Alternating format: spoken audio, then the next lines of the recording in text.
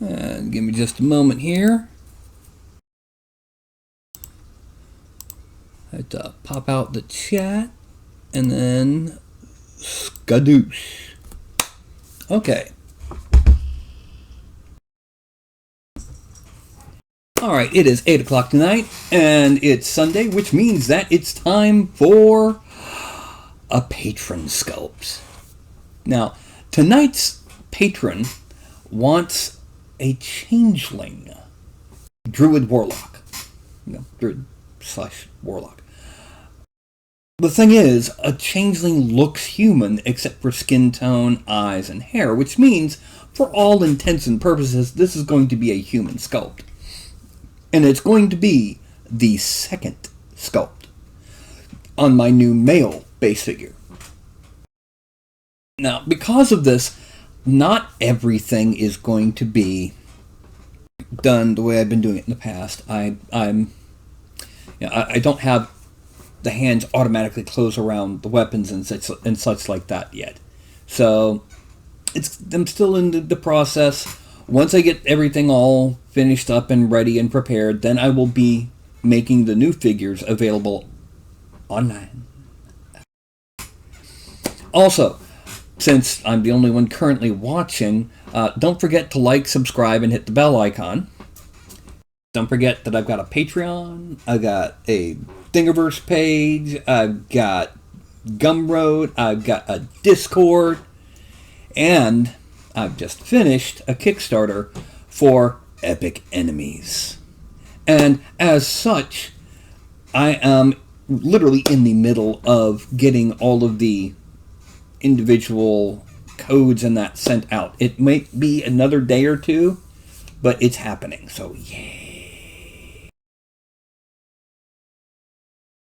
Anyway, so just a couple things before we get started. I got an Ender 3. It arrived today. It's already assembled, sitting in my living room. I need to replace the springs. Yeah. You see, the springs are so weak that with the bed in the the switch in the right position with a little tab, 3 of the corners don't have enough oomph to reach it won't raise up high enough to reach the daggone nozzle. Yeah. Yay. But, yeah, we're going to take care of that as it comes.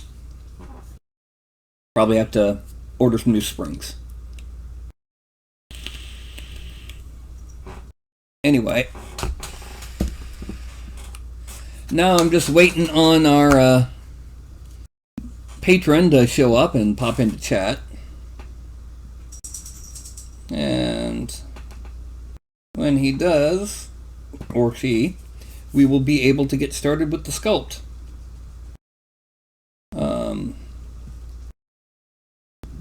This Tuesday, there will not be a show. As you may have noticed, I've changed the shows to be Thursdays and Sundays only, with Sundays being Patreon sculpts if I have a Patreon that needs a sculpt.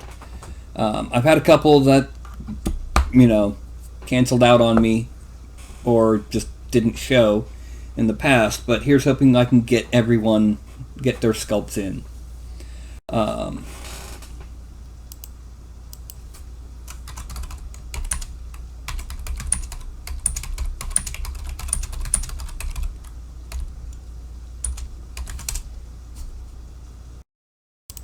Yeah, anyway.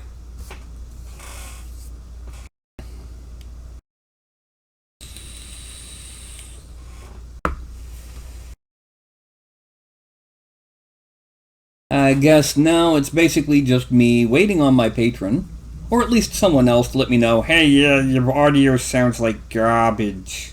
Yeah, it's erratic and stuff. But, oh well. And meanwhile, get myself some sody pop.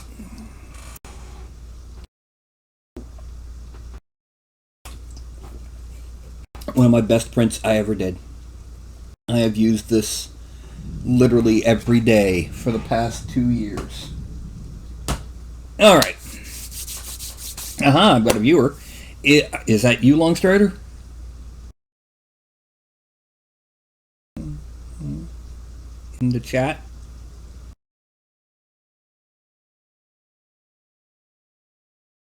Poke, poke, poke, poke, poke, poke. Aha, good. Alright, now, what's going to happen is I'm going to go ahead and I'm going to pop on over here. This is Daz Studio. I am not using any of the content Daz Studio provides or Daz sells. I have created my own custom geometry right here. This is the base male figure. And as I've mentioned before, it's got multiple different races, like, you know, orc. And you can shape change, so to speak. Orc, halfling, elf, dwarf. But since changelings are mostly human in appearance, except for color, we're just going to stick with the human. Now, this is a default build. If we needed a bigger, more muscular barbarian, we've got that. And we're going to drop that back down to 0. Now, give me just a second here. Pop back here so I can check this. Okay, and I'm hearing a fuzz butt. Alright. So, the first thing we need, I know that you said he's going to be having a long coat. So for that, what we're going to use is we're going to use what looks like a robe, but we're going to end up trimming it just below the knees. And then that will be used to base a lot of this on. And we have a Ralph.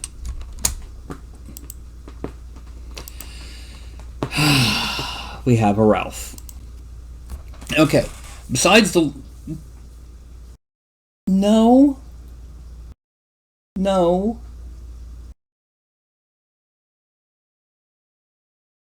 You know, my shows would probably be only an hour and a half if it wasn't for you, Furball. Anyway, what sort of props does he carry? Like, does he use a scimitar? Does he have a bunch of potions on his hip, or a pouch, or a backpack, or anything of that sort? Also, besides the coat, what else does he wear that would be seen from the outside?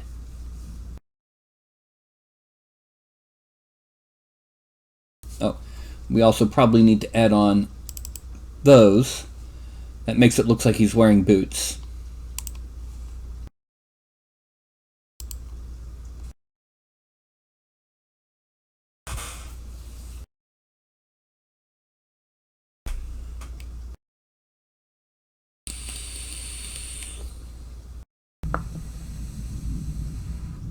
I should note it is raining here, badly. We might have an issue with electricity going kaput. If we do, okay, Spider Fang Scimitar. You're going to have to be a bit more descriptive, because I can think of dozens of ways that a Spider Fang can be turned into a scimitar, most of which you wouldn't be able to tell it's a Spider Fang once it's actually in hand on a miniature, because it's so tiny.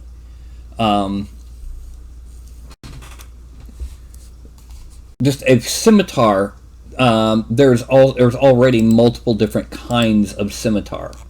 I mean, you've got the you've got the Hollywood scimitar. You've got the katana and wakizashi. You've got the khopesh. And then you've got... Oh, wrong one. This kind of scimitar. Which one of those looks good? Okay, so he's holding a tree branch.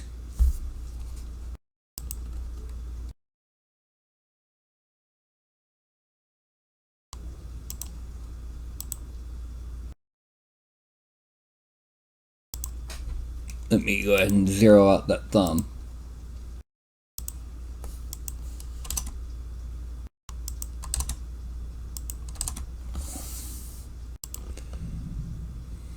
So which of those scimitars look best?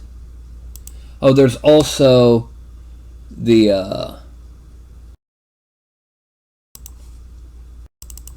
falchion and the dowel. Any of those could count as a scimitar. I can't look at Discord while I'm doing this because I don't want my Discord broadcast all over YouTube.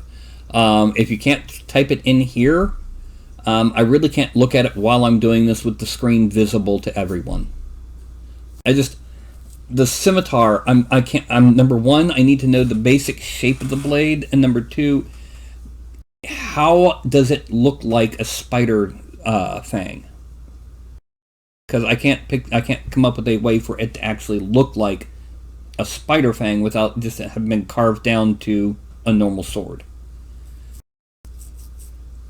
Some things like that, like if the sword was carved from a dragon's tooth, there's no real way to show that on the figure, except for maybe when you paint it ivory.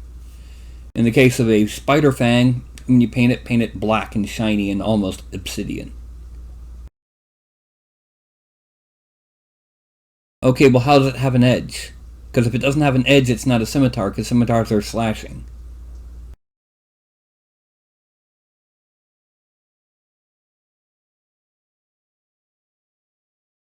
Basically, what it's sounding like is he's got two spikes. One of them is curved. Just spikes.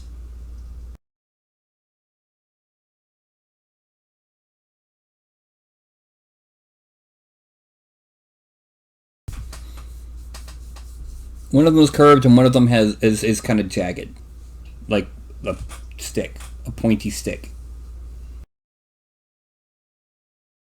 Would that be accurate descriptions? Okay, so it's like a katana without a crossguard.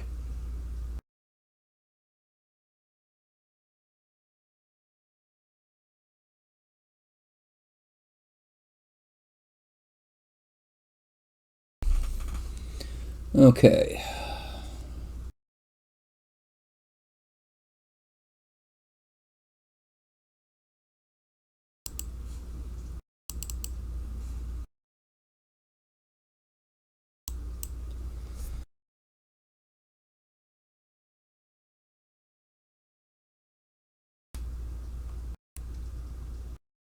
Or wakizashi.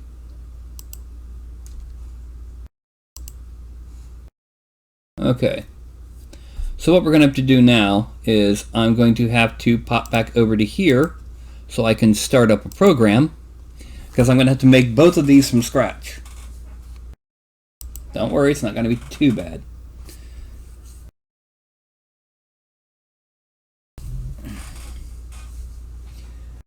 Can you get off the back of my chair, Furry? Can you?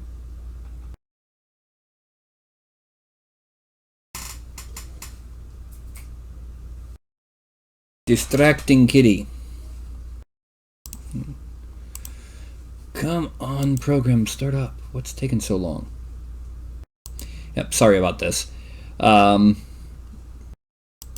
going to do... Alright, clothing-wise, besides the two pokies, what is he wearing? And I can go ahead now and, yeah. What we're going to do is we're going to import the new male figure. That's it. That's just to give us our base file. Import. And then we go here. Props. Old. I'm going to start with the wakizashi, make it a little bit longer, simply because. And that's just to make sure it's the right size. Because if you see, this is actually made up of 1, 2, 3 pieces. Also, you'll notice, let me go ahead and I'm going to disconnect this. Then effect pivot center. attach the blade back on. And change the color so it can be seen a little bit easier. Okay, now we're going to take it and we're going to rotate it 45 degrees up. Okay, and that gives us our basic positioning. Now what we're going to do next is we're going to start with a box, and we're going to draw the shape and size of the basic blade.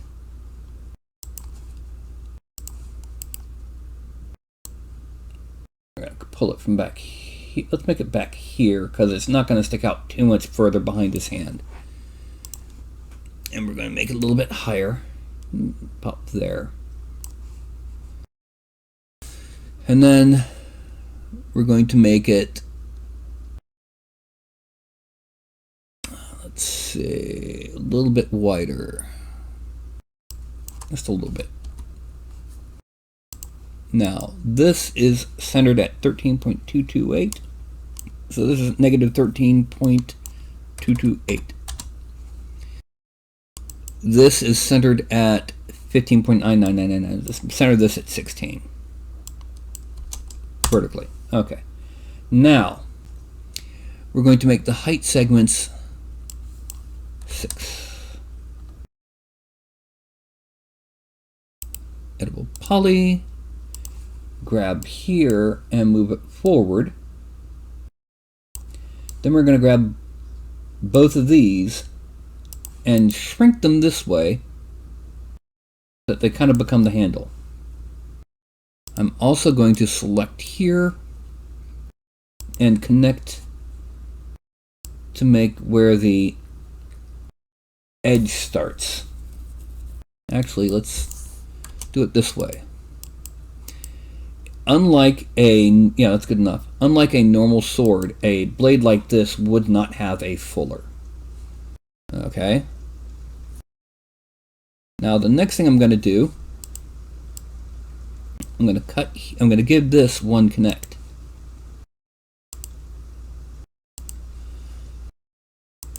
I'm then going to rotate this 90 degrees. And bring this up to here.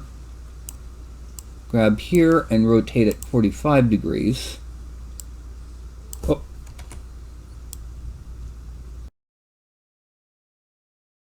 There.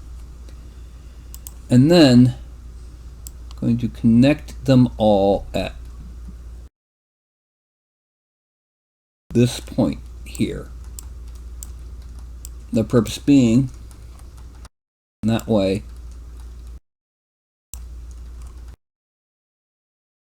I can fuse it all together and have this nice little curve.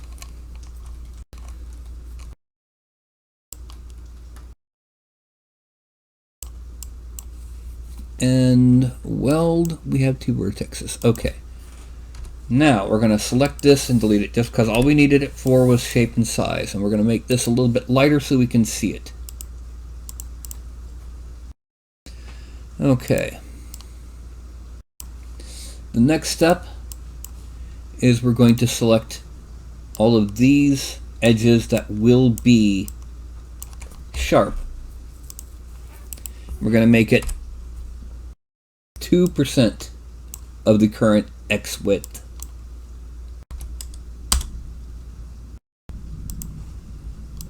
And it's, let me go ahead and space it. As you can see here, this gives us our blade's edge. Now we need to kind of make this point a little bit. I'm going to move the center here. I'm going to move it up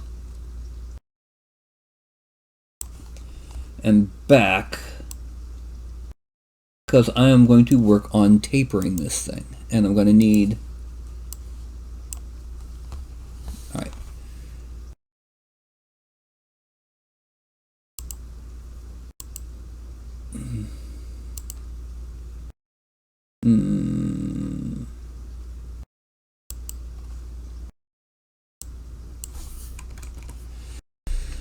Oh well. Okay, there we go. That's what I needed.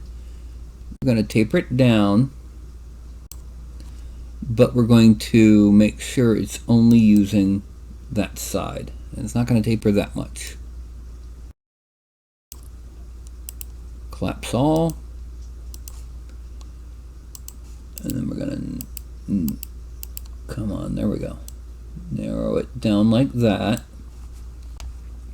And now we're going to skew. Make sure we're getting the right angle here. Nope, let's try it 90 degrees. No. There we go. No, not there. There we go. We're going to skew until we've got it there.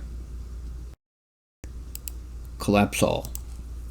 And let's move that pivot back to where it needs to be, which is 16. Okay. Do you mind, little fuzz bucket? And the next thing we're going to do is we're going to select those same ones. We're going to taper down some more, but this time it's going to be only from the top, because we want it to have just an ever so slight what's called distal taper. Otherwise the blade looks a little wrong. And then we're going to bend it.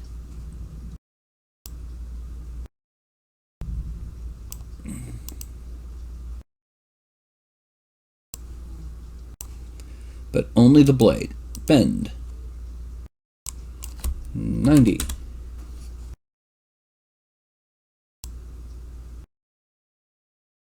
Okay.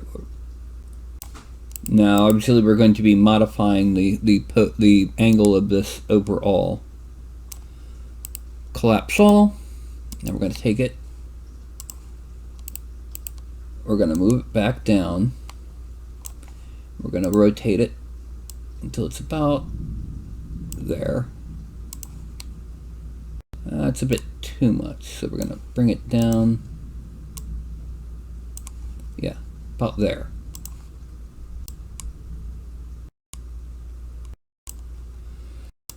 Okay.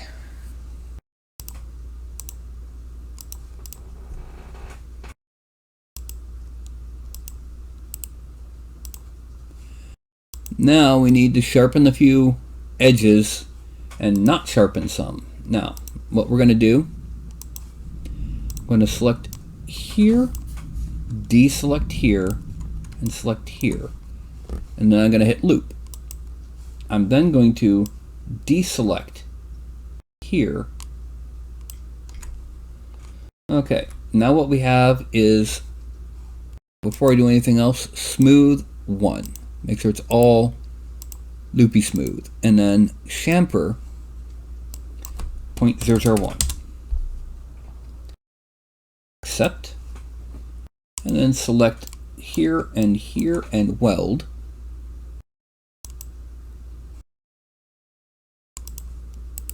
Okay, now when we mesh smooth it, 1, 2, it looks more like a fang or something akin to that has been shaved down. However, before we do that, we need to make one more adjustment. We're going to connect once over here, and now when we do it, the handle is a bit more even. So how's that for your scimitar?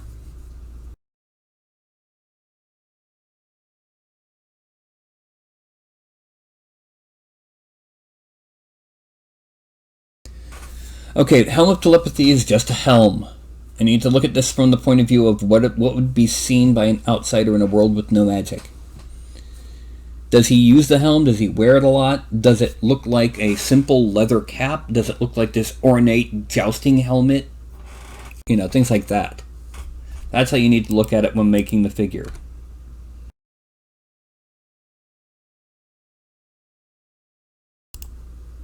How does this look from the point of view of your character's scimitar? realizing that it's going to be a lot thicker and stubbier on the figure than it would be in real life. Okay. Collapse all. Now we're going to rotate it 45 degrees this way. File, export selected. New base fig. Patreon. Changeling D/W. No slash, but OBJ. Scimitar. That sword you just described might end up taking almost half the show to make. So this will end up being a two-part sculpt. There's no way I can do it all in one show. File, import,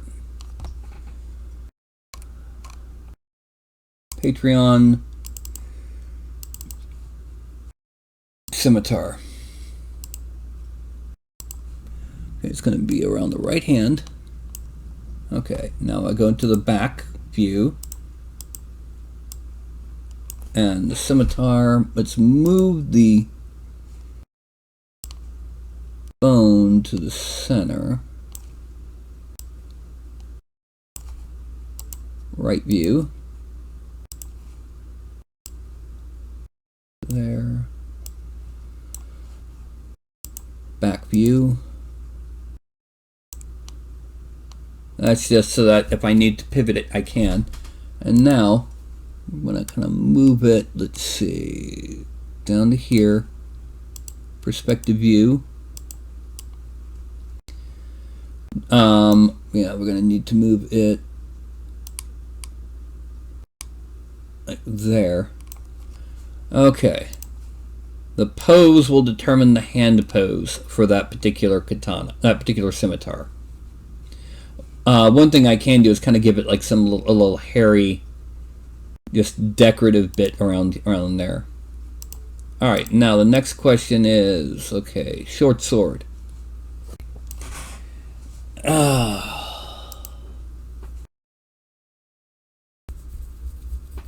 Again, that depends on the size and style and type of the helmet. There's literally thousands of styles of helmet, some of which would work with tentacles, some of which wouldn't.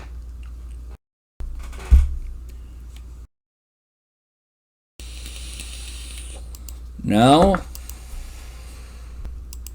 we're going to re-import the body.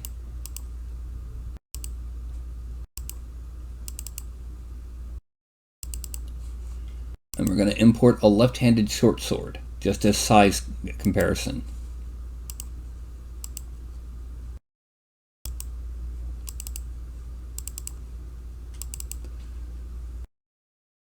Right, now that would be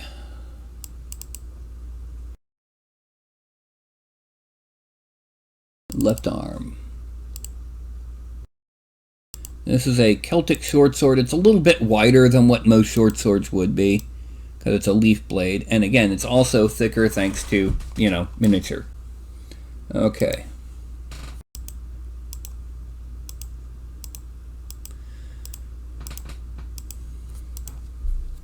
Oh.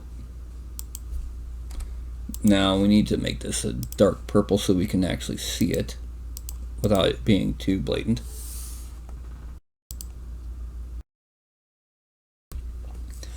Helmets. I've got a basic Greek helmet. I've got a full covering everything. You won't see anything but maybe a tiny slit of glowy. No. I've got what's called a barbute, which is kind of an open-faced helm. I've got a Viking helmet, which wouldn't do well with tentacles, because it's mostly just like a cap with a faceplate coming down. Do you mind?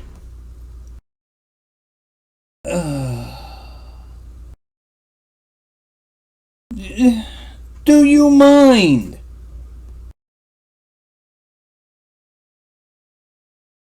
I love the little fuzz butt, but he sometimes makes sculpting a pain. Go. Go. Alright, I'm going to put you on the bed. Oh. Okay. Alright, now going back. Wooden sword. Handle is well crafted. There's a number of ways that could mean. Okay. The blade is misshapen with a large knot of wood along the hilt and base of the blade. In other words, it's one knot that's at the hilt and base of the blade. Okay. Okay, a barbute might be the closest thing. This also means that there would be no hair visible, by the way. What I'm going to do, since this is most likely a druidic weapon, I'm going to go ahead and just use a regular short sword, and I'll sculpt on the knot of wood and the leaves when it comes time, like it's been carved out of a plank. That's what the description that you posted reads like.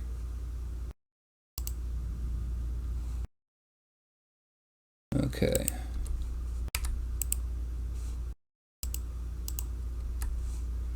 Go back in here.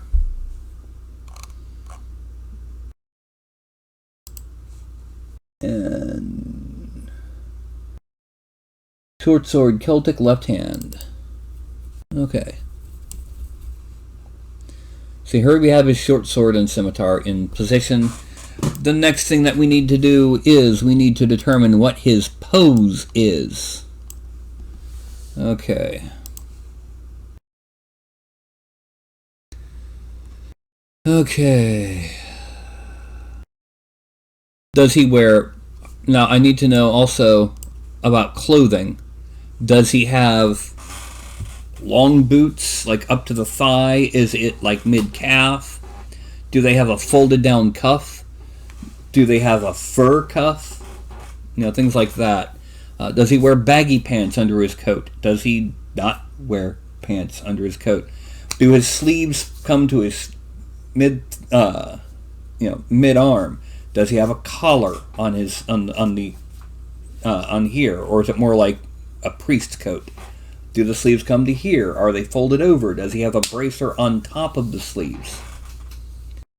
You know, things like that. I need as much detail as you can give me. Now, as for helmets, that is a barbute. That's the most... Now I'm going to have to move this.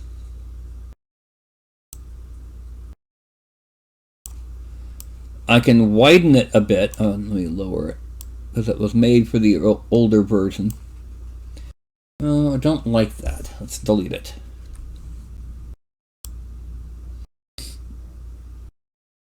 The problem is that's about the best you're going to get for open-faced helmet, unless you want something like that.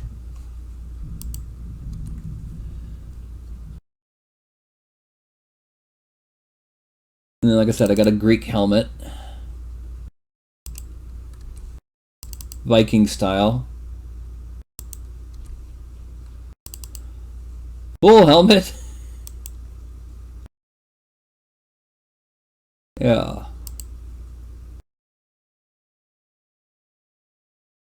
So a helmet like this. That's a Viking helmet.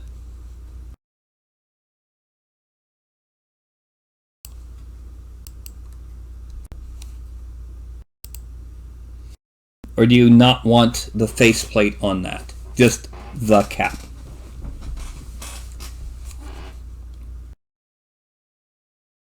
Okay. I can go ahead and pop to here, and if you've got a way to describe the or a link that you can put into the Discord, that'd be fine.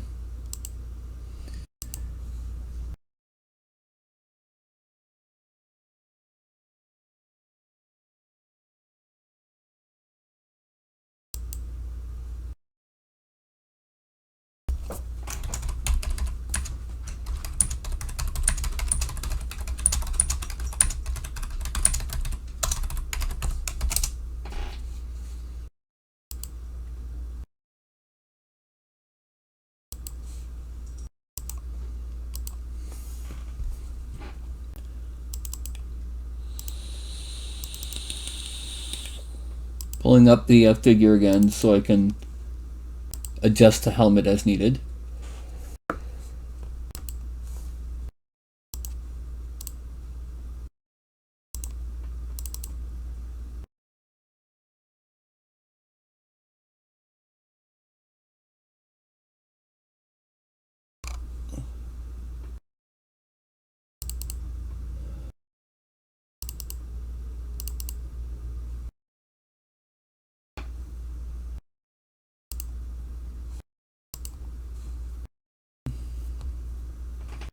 Okay, the robe and coat don't work well together, just as a side note. And all of this would be hidden underneath one or the other. You've got to understand it's only going to be the surface that we can see. Only the outermost layers.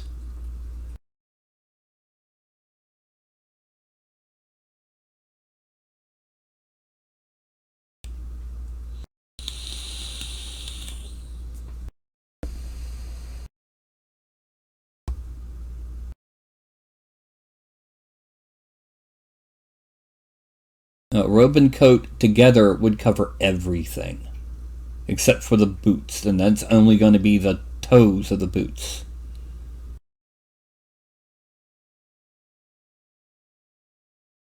Sounds like he needs to stay away from the desert, by the way.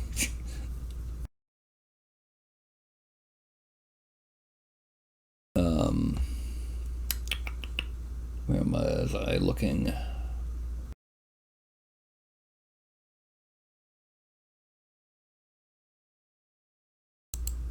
Oh yeah. Be helmet 8.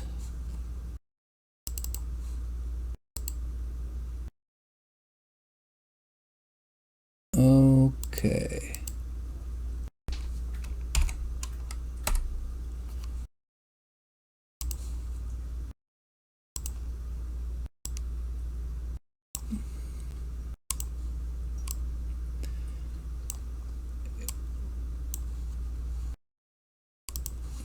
By the way, let me go ahead and pop this back.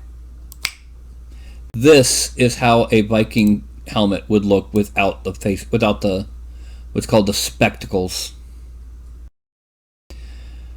What we could do is, instead of tentacles, you could have like engraved eyes on the front two panels. Okay. Let me go ahead and select here real quick, and here.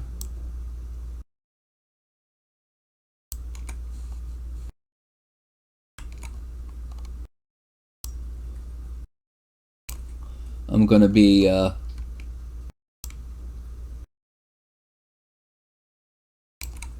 basically expanding his trim.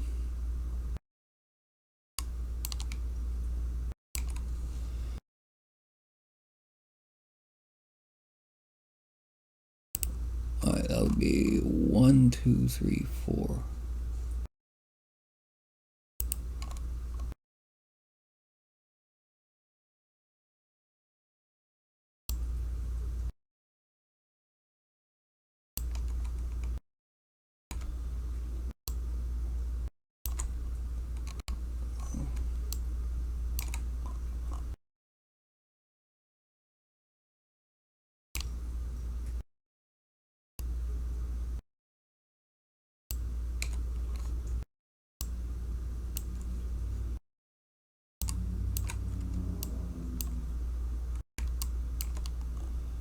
Okay, now grow, grow, grow, grow, and then one more grow for good measure.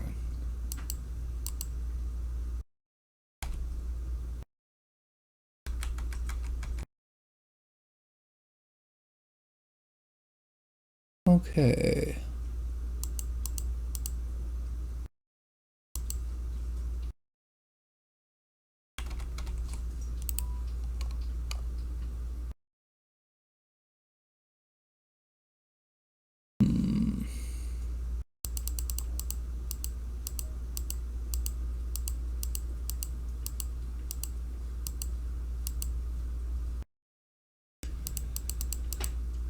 There we go.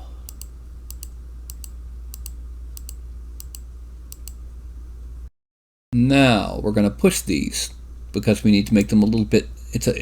When I made this, it wasn't big enough to be visible on a print. So there, collapse all, and there we have our what's going to be the helmet. Now let me pop back over here so I can see what he's saying to me.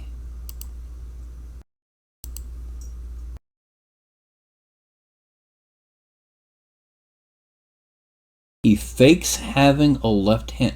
I'm really having a hard time picturing what you're trying to describe. This is a really strange description. You never mentioned anything about not having a left hand. So, yeah, that's going to be a problem. I hope this is a very long-term character. And you never did mention anything about this for the helmet.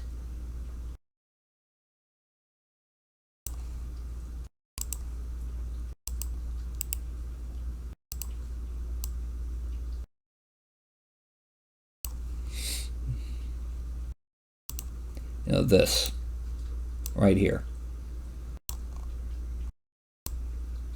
That is a Viking helmet.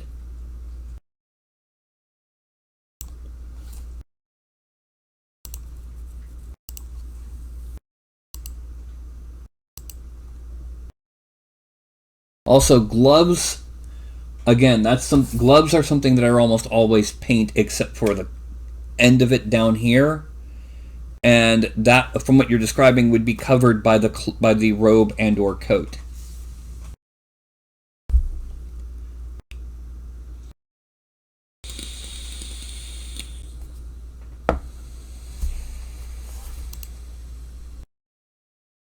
Hello, Katori.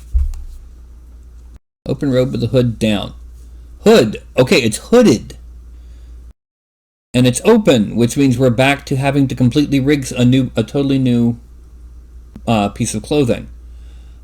This is going to take a very long time to sculpt, Eric. This is very, very strange. Very, very a lot of things that are unique that it's going to be a while.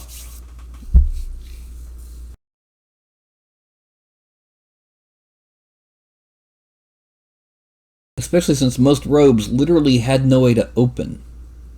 It was just a tunic that reached your ankles.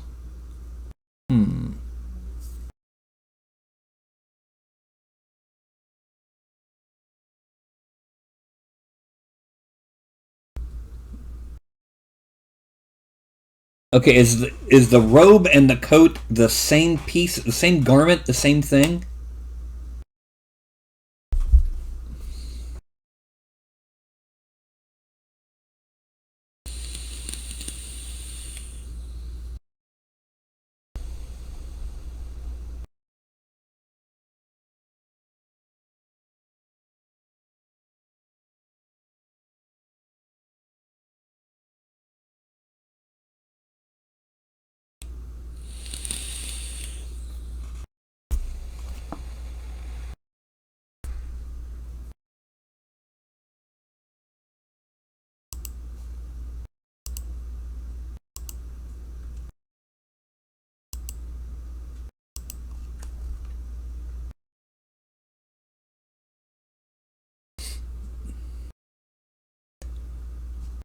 Also, the helmet not be metal looking again. That's the paint job.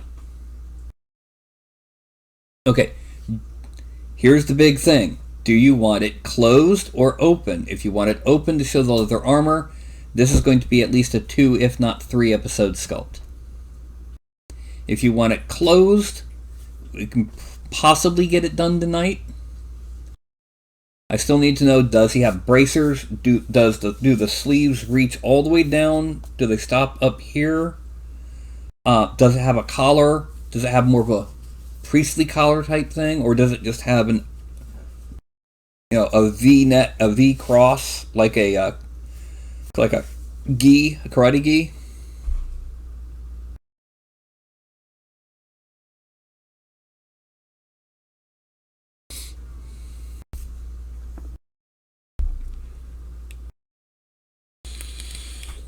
If we have it so that it's closed, but it's got a deep V neck. You can have a visible, smooth plate underneath it that you could paint to look like leather. The belt could be robe, could be belt, sleeves, position, bracer, yes or no. And what did you mean by faking he has a left hand?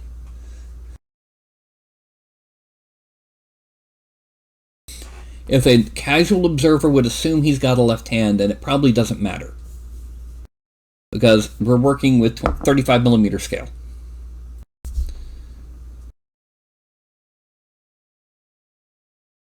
And the difference between metal and leather is how you paint it.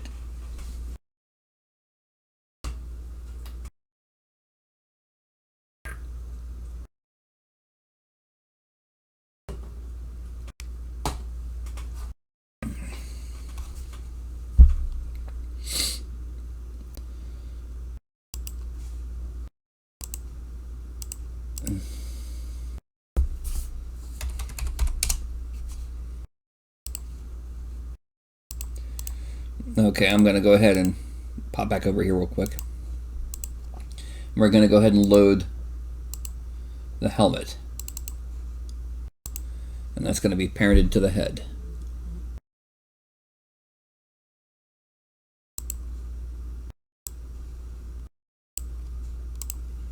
Okay.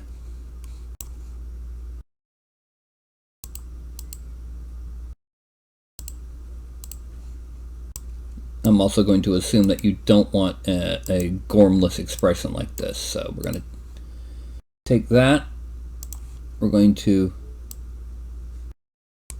close the mouth.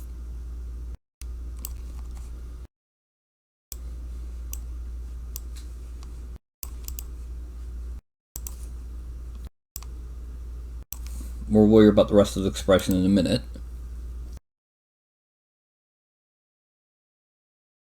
Well, we've already got the robe bottom. Does he... A cape would not have sleeves of any kind.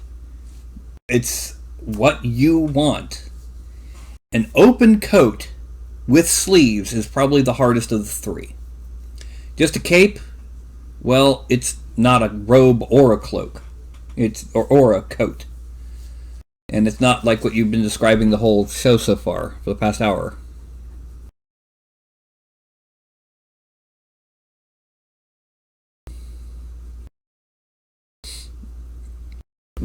Here's a suggestion.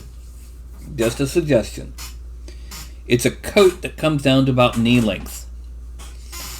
And it's a double-breasted coat. You know, it's got what looks like a panel going down the front with a small collar, but the panel's low enough you can see something else underneath that you could paint as this dark leather.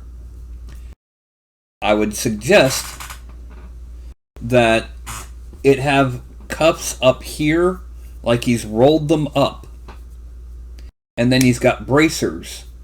You don't need to worry about adding gloves. You can paint them like gloves. And then from the knees down, he's got that leather armor. And then he could have, like, say, if he's got a backpack or a pouch on his hip or something like that. How does that sound?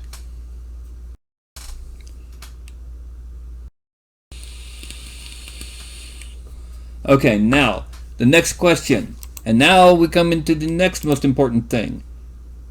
What is his pose going to be?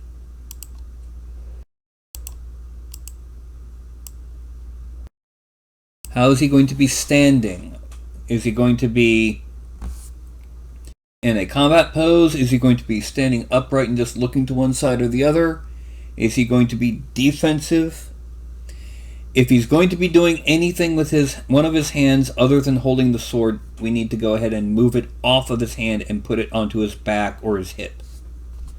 In which case, it probably won't get full detail.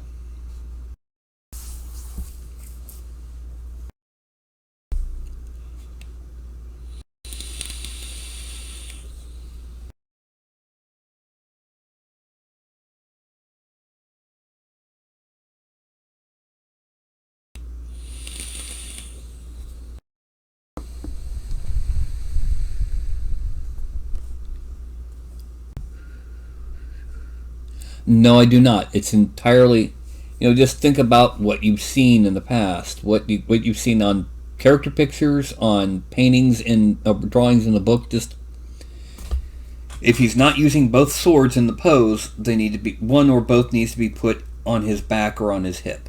That's the only major thing.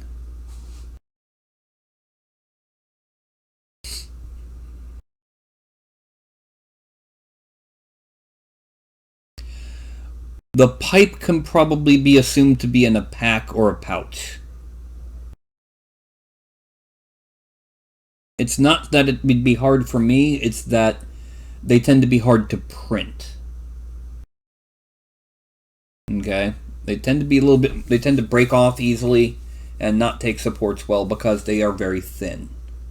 Even if you make it unnaturally thick to print well, it's still fragile.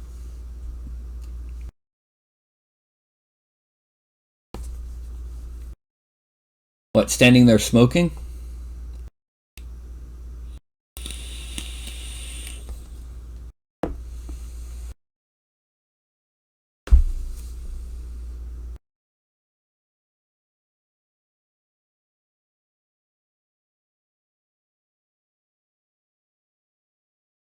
He could also have like one sword in the ground and pointing with the other sword, like he's using it to cast a spell with.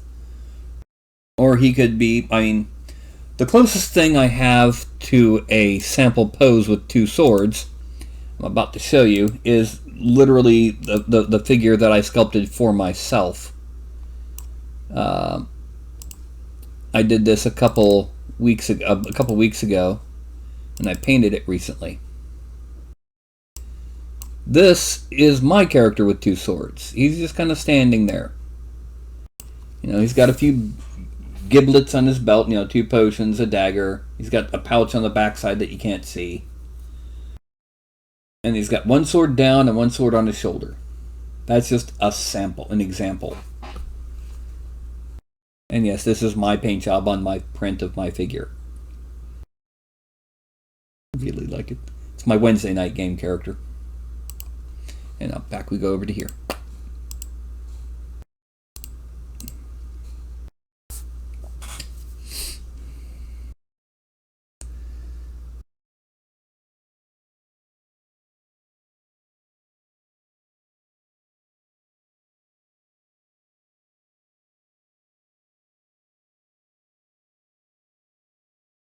Also, think about his expression.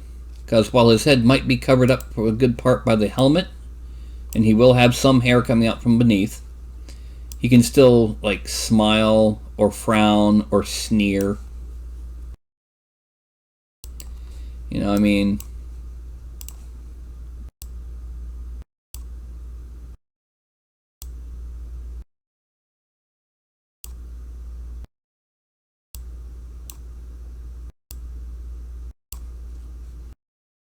Any number of the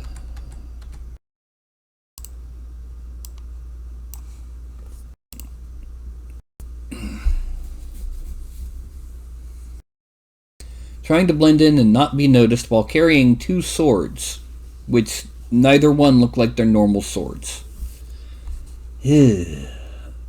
So basically, as much of a normal, I'm just standing here as you can. Walking or standing?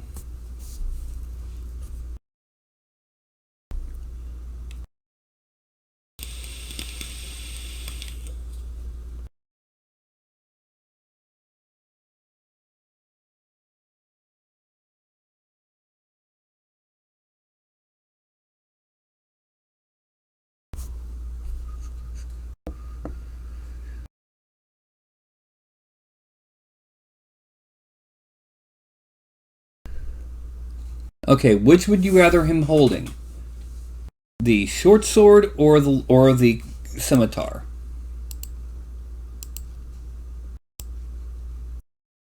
Oh, while I'm thinking about it, we can actually move this back a bit to about there if we keep it in his hand.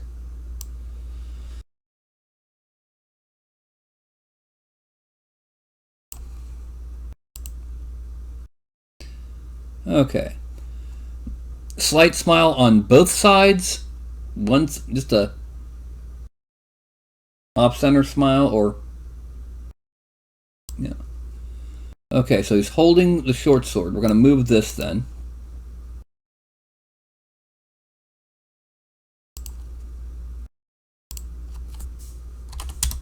All right.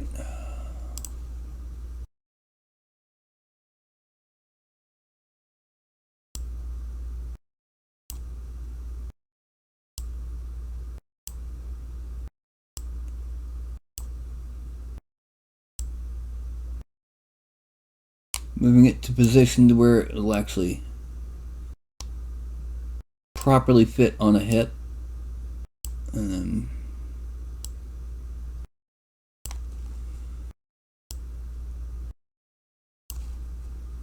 Back view.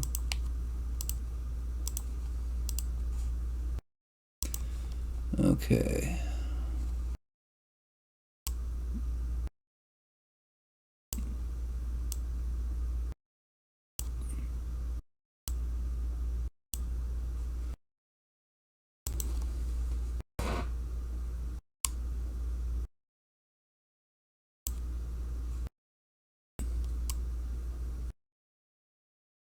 Let's make this hip.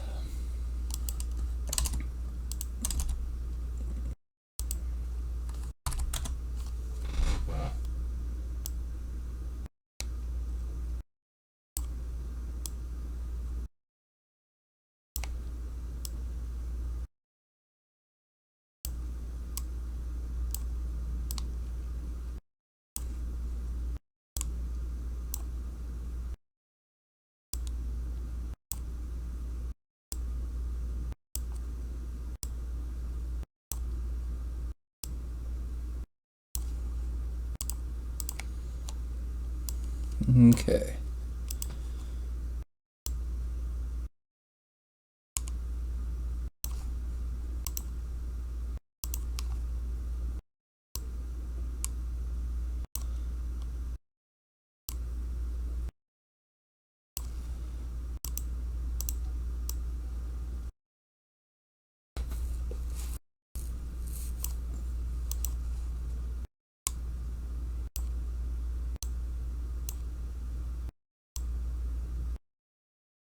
There.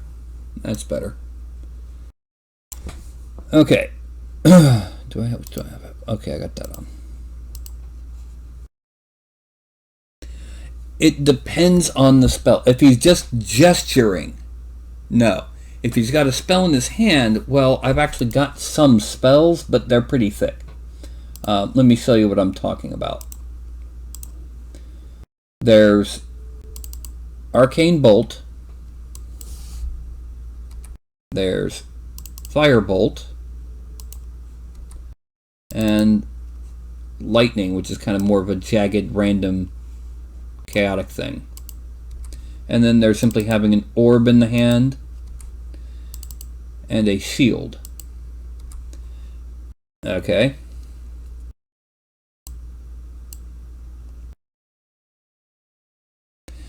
No, those are all the ones that I've got currently. You could say that that lightning one is shooting out spew. You could paint the firebolt to look like water. I mean, you know, it could be painted as fire or water.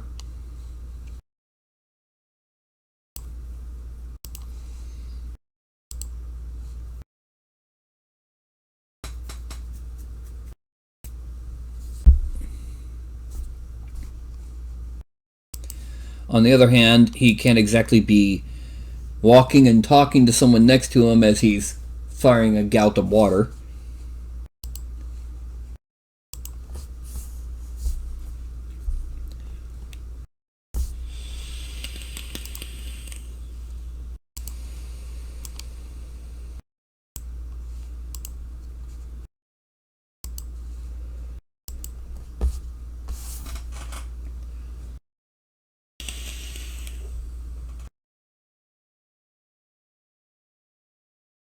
I would suggest if we just have him walking and talking, that he have his right foot and left hand forward, so that that sword won't be poking through the ground. It'll be sticking out a little bit. It'd be more of a focus for the figure so you can see that sort of. Okay. Now we're going to get into posing. We're going to hide that helmet and both swords. Now we start with the hip. Key thing about posing. Alright, it's 9:05. I'm definitely not going to get it finished tonight. We will continue next week. Next Sunday night will be part 2 of this. We've got about an hour left here. What happens with the body is the hips must never be perfectly parallel to the ground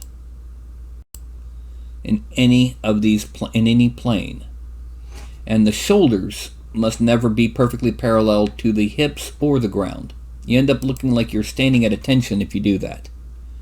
I'm going to pivot this, bring it forward just a little bit, and bend the foot. Now go to the front view, and I need to pivot this down a little bit and pivot this to the side a little. And there we go. Let's make the boots visible, so we can make it perfectly flat to the base, or what will be the base. We now hit Control D to drop it to the flat to the ground plane. Go back to perspective view. This leg will be coming down, but not much, and then coming back with this. Oh, wrong way. Coming back with the foot just a bit.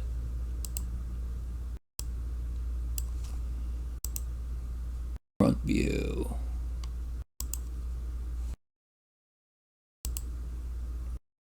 Twist and then bend the toe up.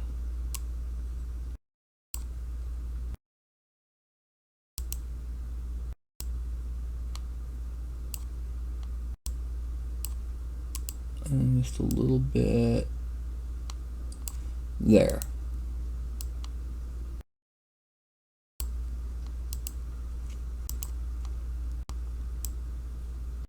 A little bit too much.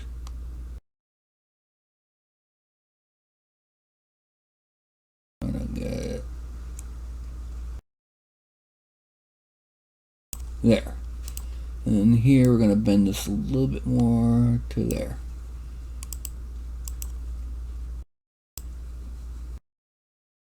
Oh, yeah. Zip. Meher. Parameters. All. Symmetry. Swap left and right. I forgot I was making this leg forward. Okay, let's rotate this there and back. Right. Rotate the hips other way. Okay.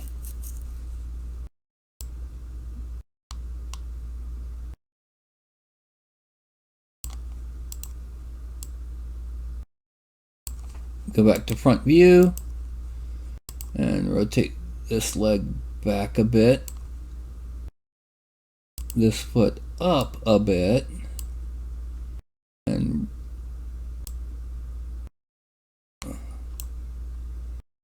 actually, let's rotate this back a bit more than that so we can Control D it to drop it to the ground.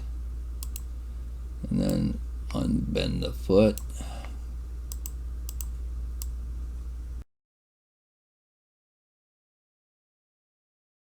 And then we're going to bring this, unrotate it that way, side out a little, and rotate this like that.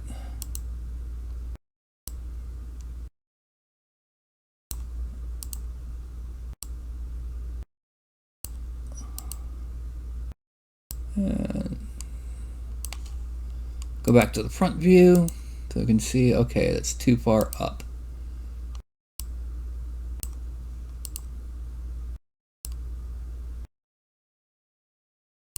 Okay.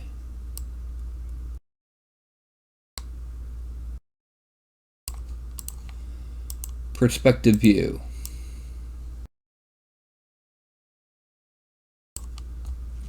Now we're going to select the chest and the abdomen. We're going to twist them that way, side to side that way. Bend it forward just a little bit.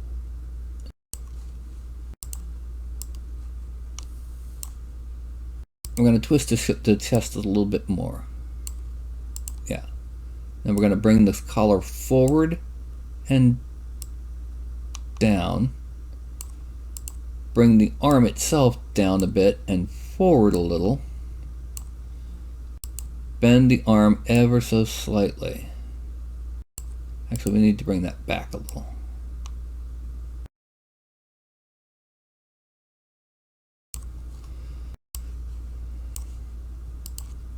And bend the arm.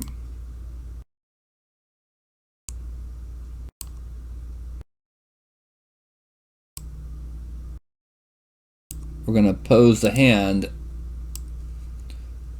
around the sword. Now, this shoulder, we're going to drop a little bit. We're going to drop a little bit also. Make him look a bit more relaxed. Go back a little. Drop it down. Twist it here. Oh, no, not there.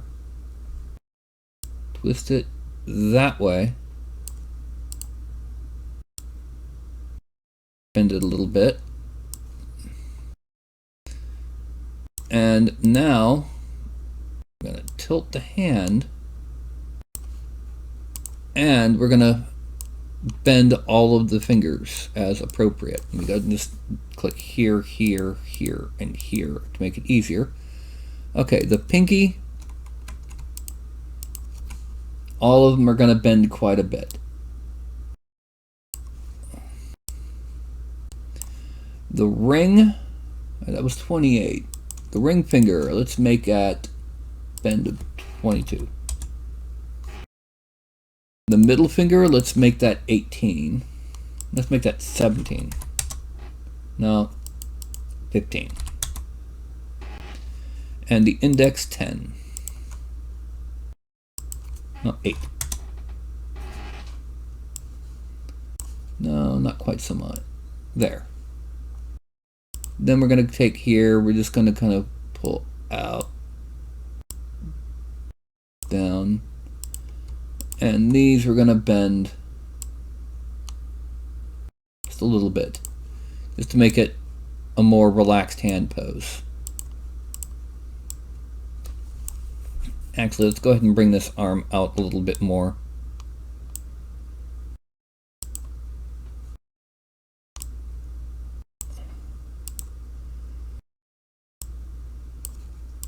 Okay. That, and we're going to tilt the head back this way. Right.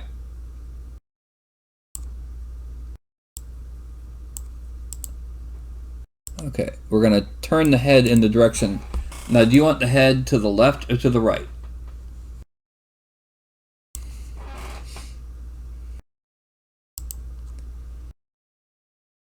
A shield.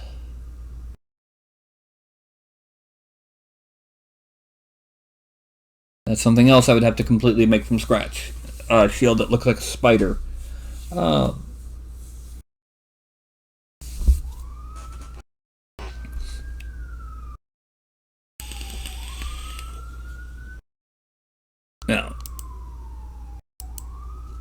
the short sword. Okay, one thing we're going to do real quick is we're going to pull this down this way and up to the center of the hand. Because what we're going to do is we're going to pivot the sword a little bit.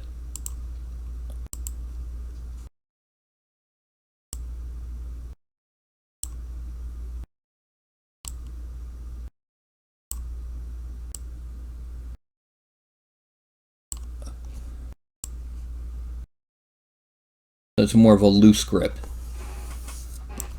Okay, and we need to bring it up like that. And then maybe a little bit of that. So it's not completely poking through the wrist. Okay, now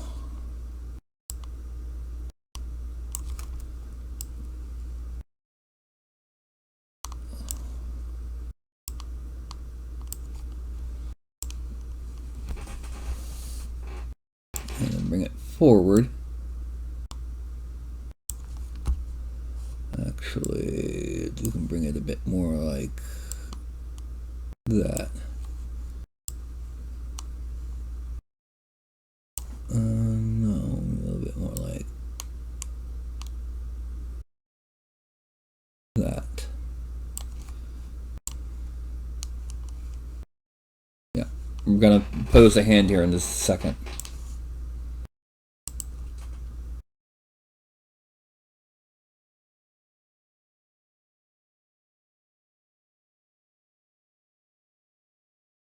What do you mean to the opposite side of the sword?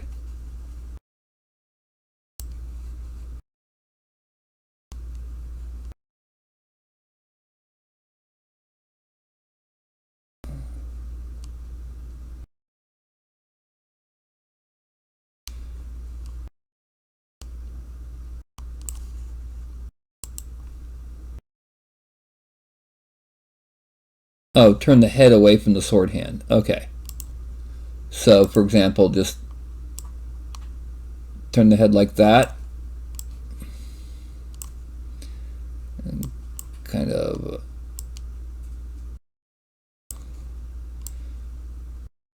Okay, let me go ahead and pose this hand.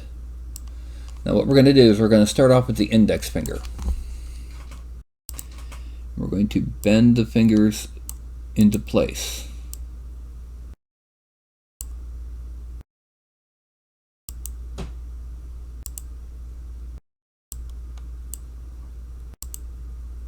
This finger is actually going to be kind of more of a pointy.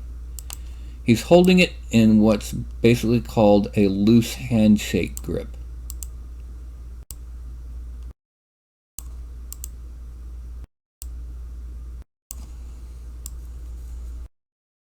Okay, too much.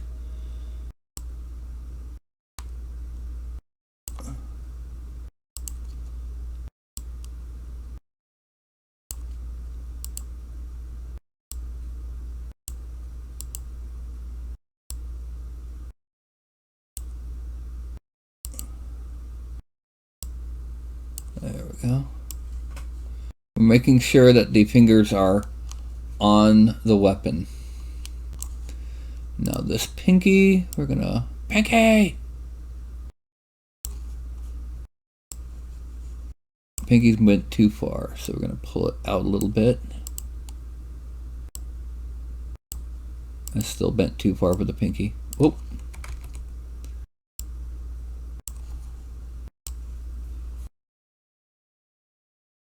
Now for the thumb.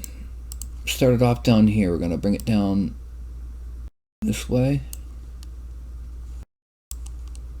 And we're gonna have to pull it out sideways a little.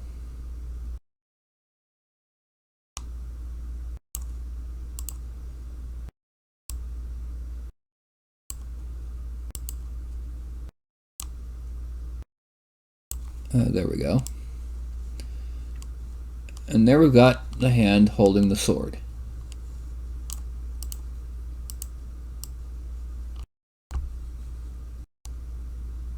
So I assume you want him actually talking. So would his mouth be open or not? Angle it down. So it's like he's looking at somebody that's slightly shorter than he is.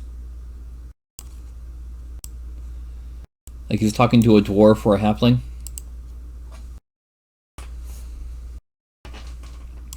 Actually, while I'm thinking about it, this hand needs to be more like this and slightly more downward.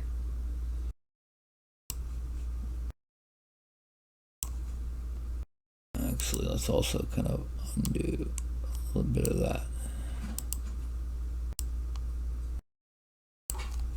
They're a bit more relaxed. Although we now need to kind of do a little bit away from the leg. Yeah.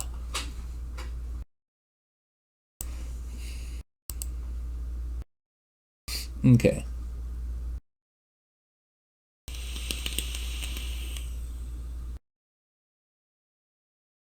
Oh, something right here. So actually that'd be better to have his neck kind of tilt away a little bit and then tilt his head. Just kind of doing that. I would assume he also needs to rotate that head just a bit more this way.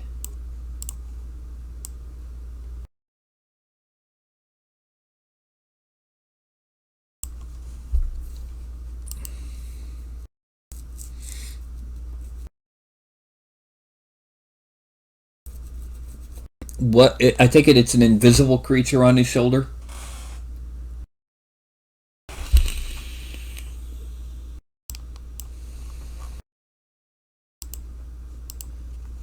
Now, one thing I've got to do before we do anything else, I've got to clear out some of this. I'm going to hide all that. Row bottom. Expand from selected.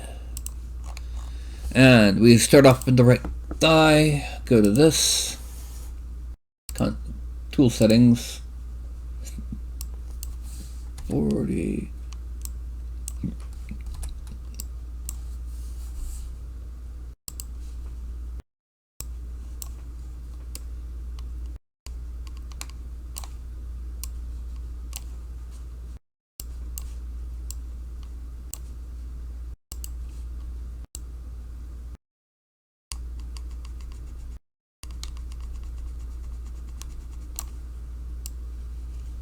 Get rid of some of the edging here. It's happening because of this.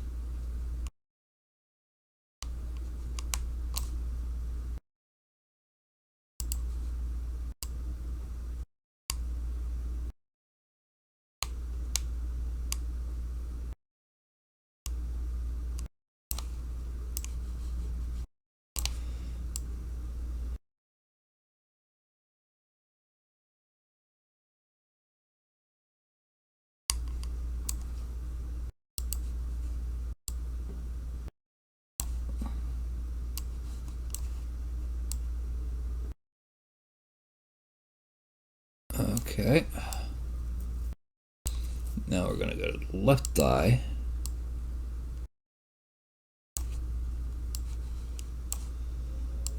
Smooth it out. Left shin.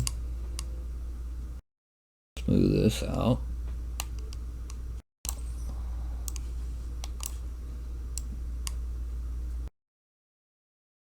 And left foot. Alright, now we're going to go X.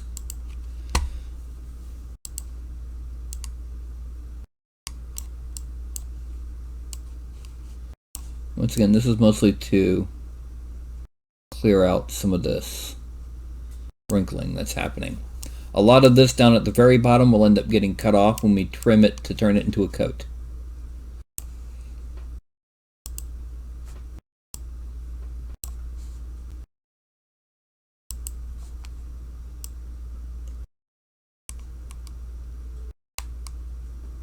And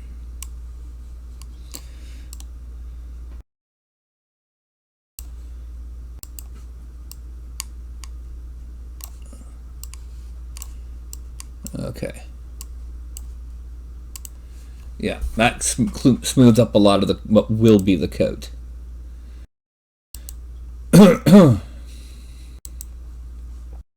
Just as a preview,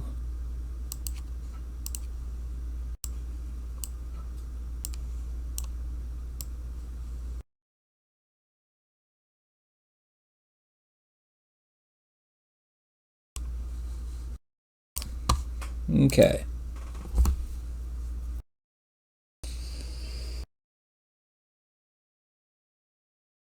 All right. Now, that's pretty much the pose. We have half an hour left. All I can really do at this point for the next half hour is kind of work on the shape of the bottom of the coat. Okay? Now what we're going to do is, this is just the posing. The actual sculpting will start here in just a second, because what we do, we make everything except the body, and in this case the feet, the boots, invisible. File, export, the Druid body.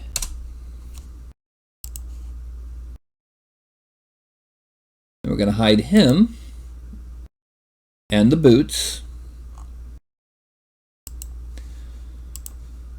And we're going to make the robe visible. File, export, Druid robe, accept. Make the robe invisible. Make the swords visible. Export, Druid swords, accept, and then finally make the swords invisible and make the helmet visible. File, export, Druid helmet, accept.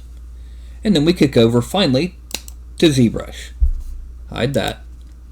Import. Meshes, new base fig, Patreon, Changeling DW. Wait a minute. Where did I just export all those to? Morphs. Alright. Give me just a second here. I gotta fix that. I gotta do it like this. Okay. Gotta open up File Manager. I'm not gonna show this to you because it involves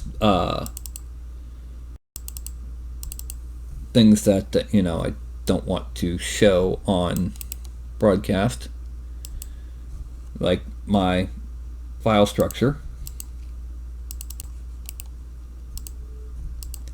Okay, and now that I've done that, let's go back here and go to ZBrush, import, meshes, new base fig, Patreon, Changeling. Oh, look, there it is, the Druid body. It's loading, as you'll see by the orange bar that's about to start opening, and there it goes. There's the body. And now what we do is we go to Subtool, Insert, Polymesh, Import. We're going to make the robe next, or put the robe next. Oh, I forgot to hit. No, I did hit edit. Yeah, there we go. Then there's going to be Insert, Polymesh, Import, Swords,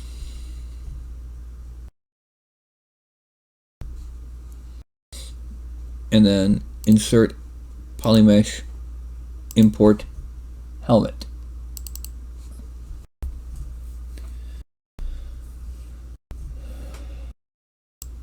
Okay, we're going to hide everything except for the body, because we're going to do some tweaking on here real quick, and that involves breaking out the tablet. We're also going to reduce the intensity of the smooth brush, because that's what we're going to be working mostly with right now. Okay, now we need to smooth out this part of the neck. Actually, we can increase the intensity a bit.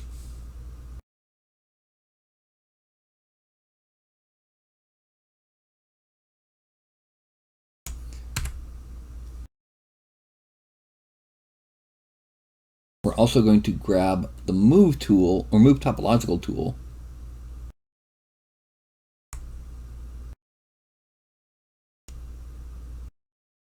because the neck would kind of depress with that bone right there, bone of the jaw. And we're gonna kind of pull this out and smooth out under the jaw. And then 1, 2, 3, 4, 5, 6, 7, 8. Okay, so then we're gonna smooth that just a bit. Now we're gonna smooth this part of the arm right here and this most of the chest, because the chest will end up getting clothing on top of it. This part of the arm. We're also going to smooth out this part of the arm again because clothing. The legs we don't need to worry about.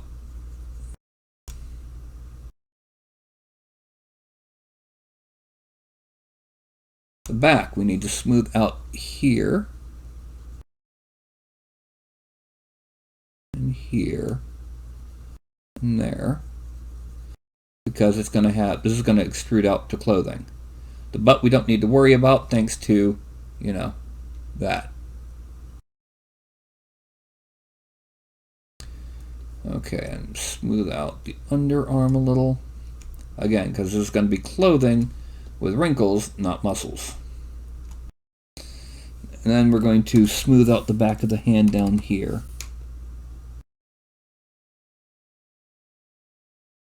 And this finger is going to get smooth and then inflated a little.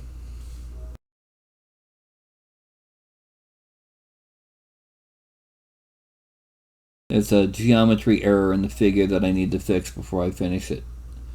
Actually, I'd probably be better off doing that after the next step. Okay. When it comes to his smile, what kind of smile does he have?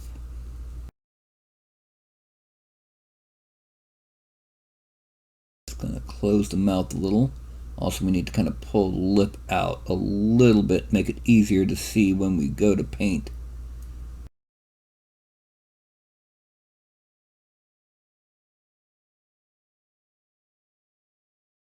There's no way to see it until I do it, because it's something I'm going to have to actually draw on and extract out. And that won't be for until after I get this all done. Alright. Go ahead and grab the smile. Can you be a little bit more descriptive on the smile? Like, for example, is it more like that? Is it both sides? Is it more round? Whoa, that was...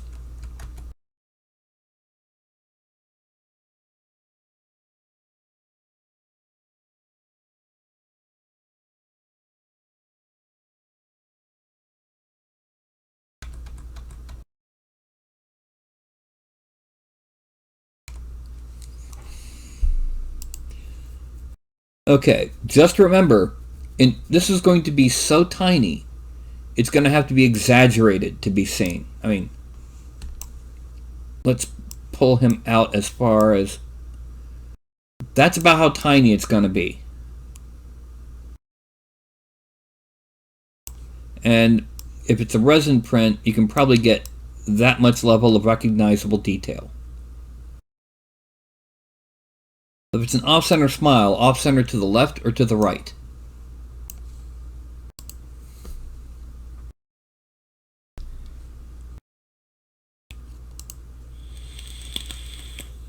Like,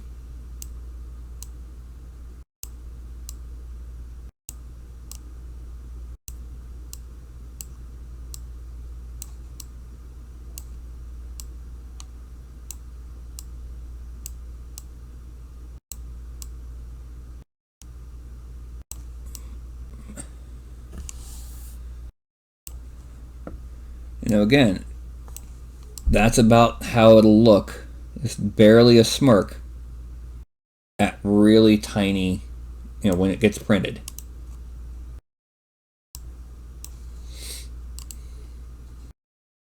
Okay. Alright, now the next step is we break out the robe. And we're going to be doing a lot with this robe. Geometry. We're going to subdivide it quite a bit. And there. Delete. We're going to dynamesh it at 1024. Okay. Now we're going to cut it.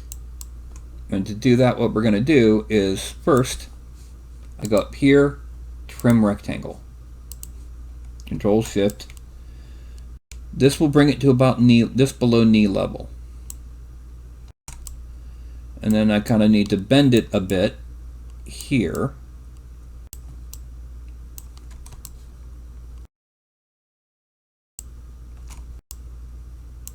And then from here, I need to kind of just give it a little bit of a halfway just to make it more of a loop than a bar.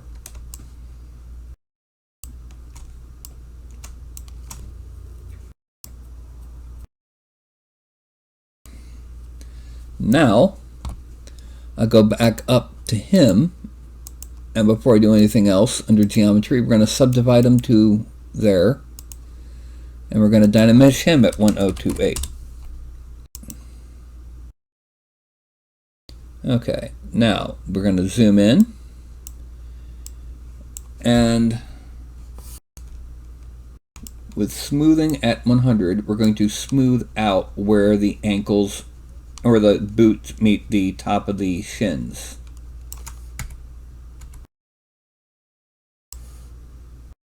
On the front and the back. We're also going to smooth out some little areas that get problems when we conform them.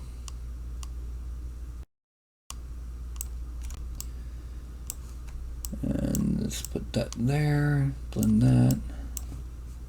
Bring it back around to the center of the screen, blend there, and little blemishes there.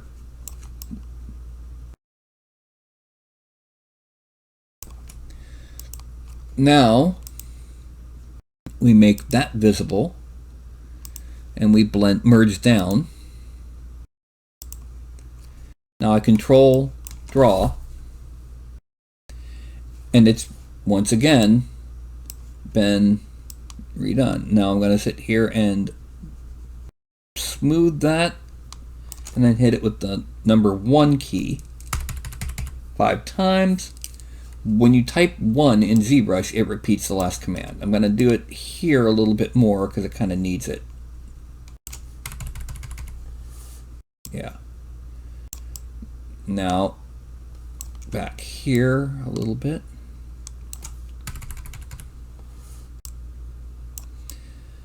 And the same thing back up here.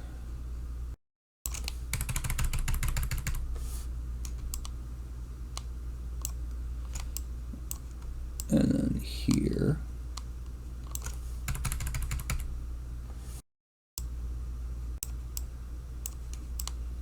And right in here.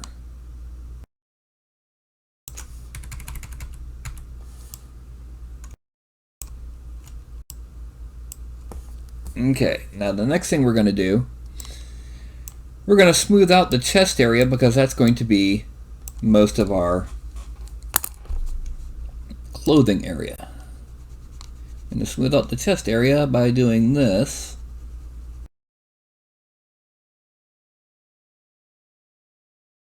And then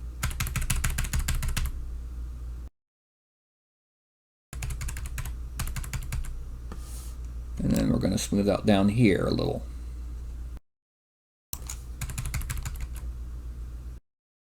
There's going to be wrinkles that are going to give it a bit more shaping, but we don't want this to look like a skin type bodybuilder's jacket, you know?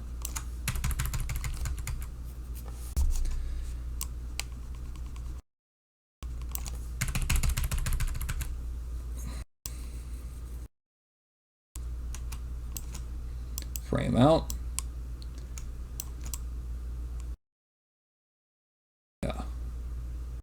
That's good. Now what I'm going to do is I'm actually going to hide the hand.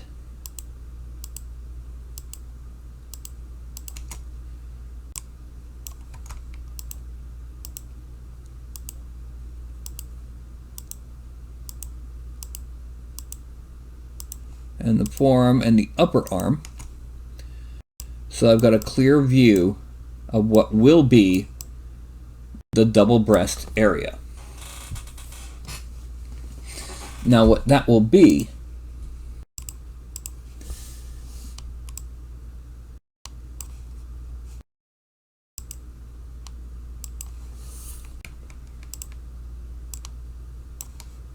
let me go ahead and make it a little bit bigger. Basically, the bottom of the collar will be here. Although I've got to make it a bit sharper.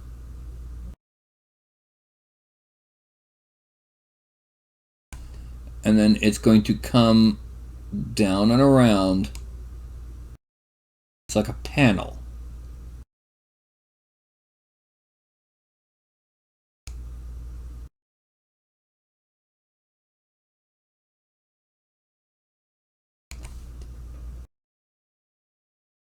Then the collar will come back up this way. And up here will be visible the chest part of the armor.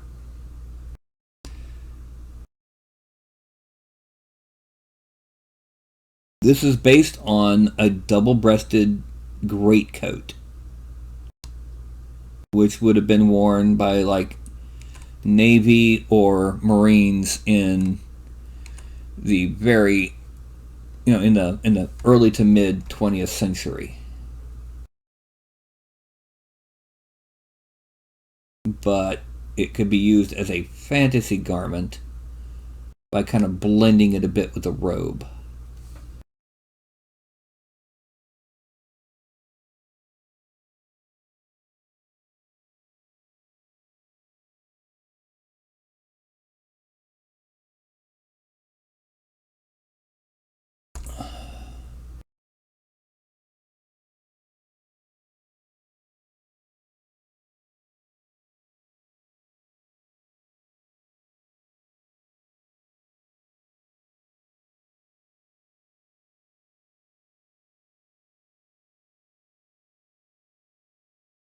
Okay, there we go. Now,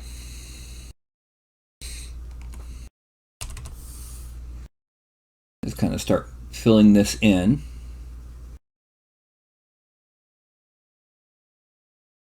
There would be a belt on top of it, by the way.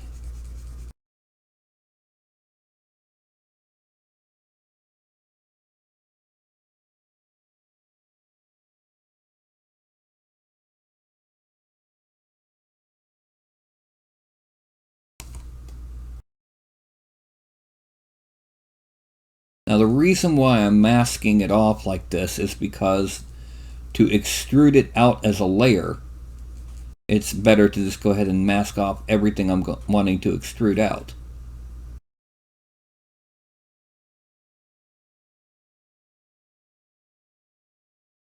Now there's one minor tweak we're going to do after I finish filling it in.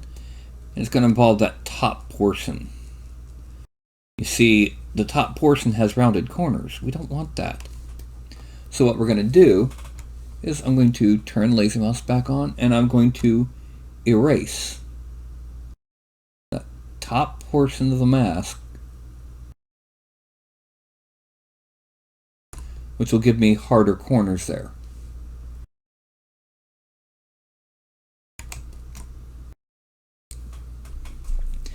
So now from here I go down to extract. I'm going to extract it at 0.015. Extract, accept. Oh, I'm going to make him visible. And then I would simply put buttons down the sides. And like I said, the collar would come down this way.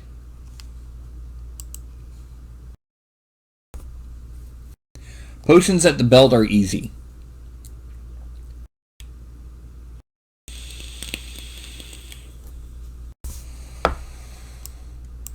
Okay, now what we're going to do is I'm going to go up to basically, where is it? Where is IMM parts? Here we go. And it's very simple. What we're going to do, we're going to hide him, once again, get that arm out of the way. And we're just going to sit here and draw on some basic buttons. And every time we do, we're going to split unmasked parts. And draw one over here.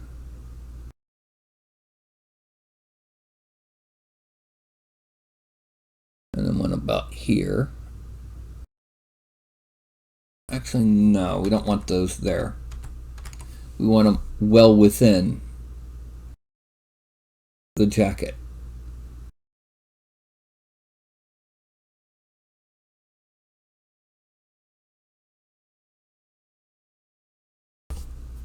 No, not that one.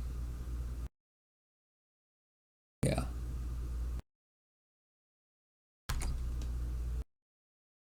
We're skipping the one here because of belt.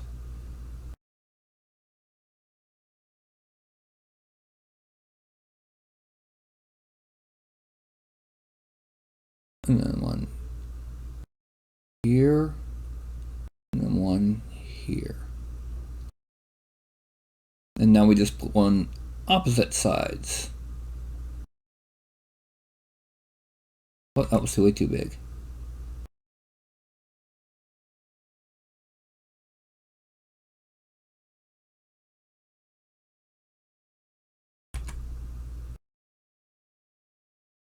Control Z is a wonderful tool.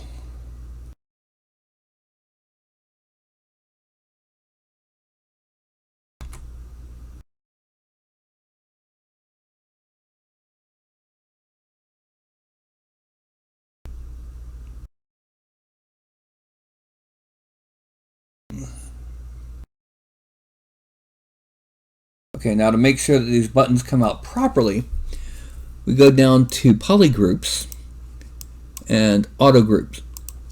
Now we select that, control draw, deselect. All of the buttons are chosen.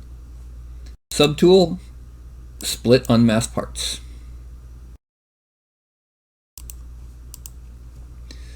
Okay, now we go to this, delete, and delete. Okay.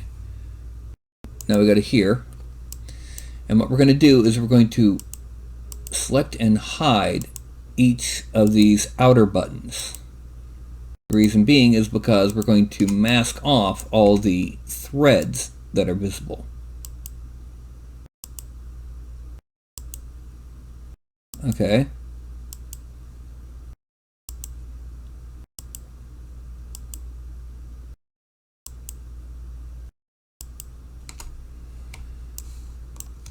There.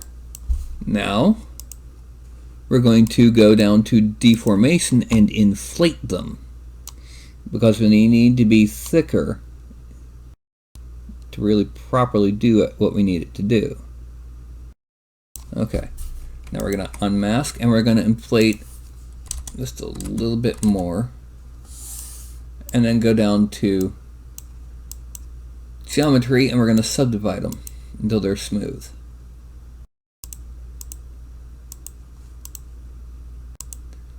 So see how it looks more like a coat? And like I said, there's going to be a belt about here. Now, for the rest of the seam, we're actually going to be using this tool. And let's see which way. Let's see. Yeah. I'm going to come from here, come up this way, and come from here and come down this way. And then we're going to bring this around in the back of the neck.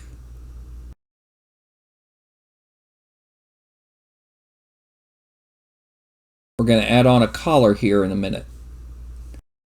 And then we're going to come and draw here.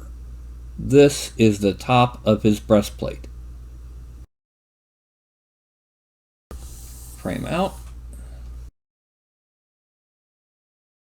The helmet's just there to have something to focus on so you can see the seams. And then we're going to add on collars. We're going to wrap up the cuffs up here. Okay. Then we're going to have the bracers from the armor. And if you want to paint the hands like gloves, you can. Also, we're going to go ahead and smooth out that knuckle and this knuckle. Then we're going to use inflate to kind of bring it back.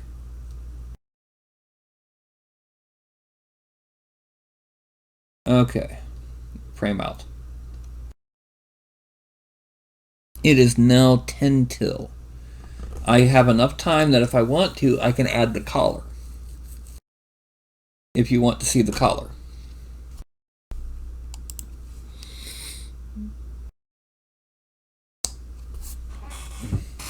Now, one thing to remember is there will be wrinkles all over this clothing.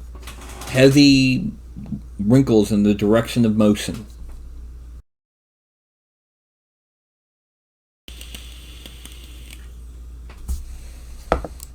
Because see, what we can do, we got that weapon right there. Although, as you notice, it's kind of blending into his hand. But we can put potions back along here. What I'm going to do with this is I'm going to grab the hand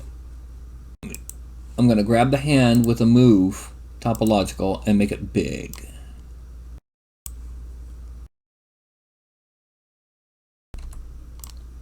And we're basically going to move it just a bit out.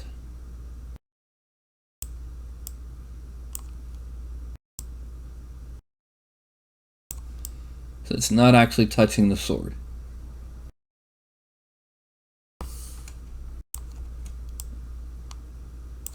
Okay.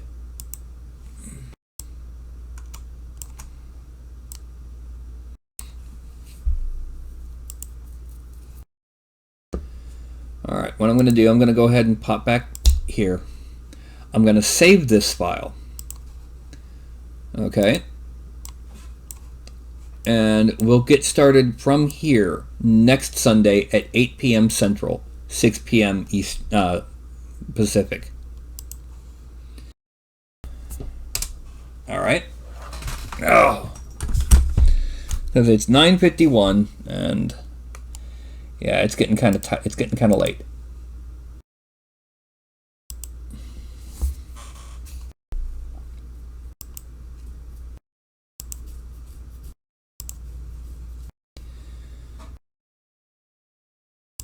Anyway, so that's the first half of sculpting your Druid Warlock Changeling. I may or may not get to doing a shield, because depending on the size and style of shield, that might take quite a while. I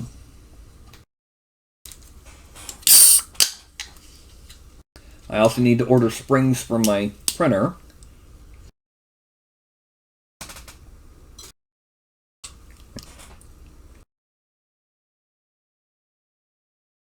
And continue sending out information to the people from the thingy.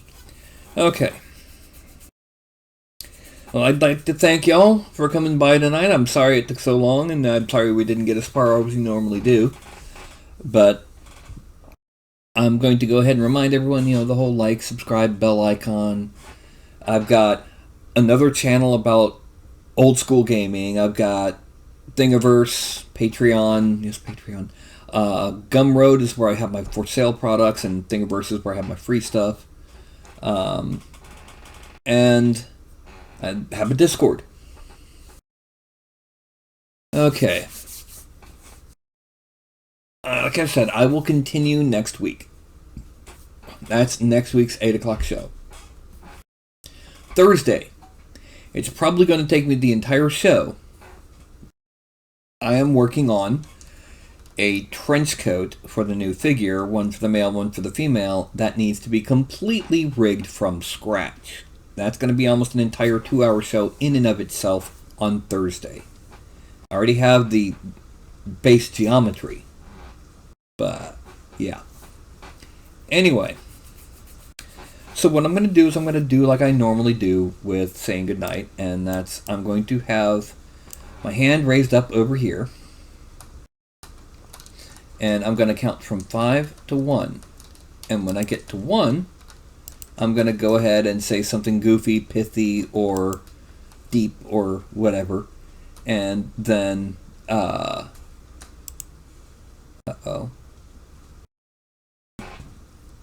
Don't tell me. I didn't lose connection, did I?